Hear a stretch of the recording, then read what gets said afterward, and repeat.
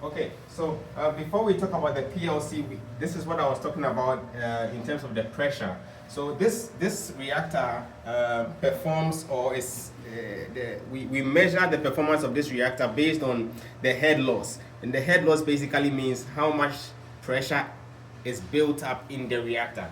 The static head of this reactor is about 0.35 bar. So after operating for some time, it increases to about 0.45 bar. So that 1 bar difference is what we use to determine whether it's time for a backwash or not. So backwash can either be triggered by this pressure build up, or after operating for some time, we can use a time system to control that. And all that I'm talking about can be seen here. If you look at this system, the system setup, we are dealing with a Proteus system.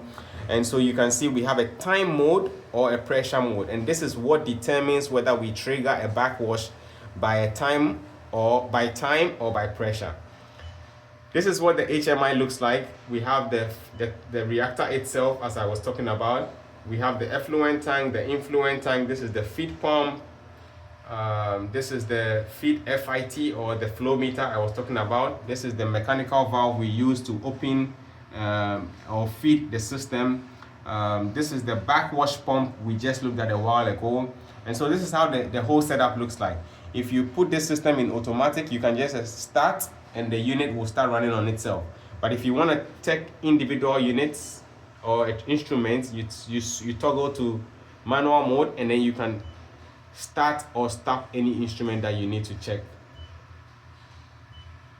Start or stop any instrument individually. But if it's on automatic mode, then everything is operated at once.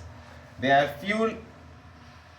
a few more instruments here that I haven't spoken about. For example, we have the compressor. This compressor basically is here to serve as air scouring when we need to do a backwash with air scouring. Technically, this is a Proteus system, or this unit will be used as a Proteus in Quebec, so there will be no need for air scouring, but this is why we have it here. And also, this supplies the air needed to open the pneumatic valve for the backwash. We also have a blower here and a chemical pump here, but we are not going to use this for that project. However, it is already built into our system. That's why you see them here. We have sampling lines. So after every 1 meter in the system, we have a sampling line. The first one is a 1.5 meter before the media. That is this line. And this is what you have here, number 1. That is the first line before filtration starts. So this is almost like the raw wastewater or the concentrated wastewater. And then after every 1 meter, there is another sampling line connected in the same manner. And then you can always sample here in that sense.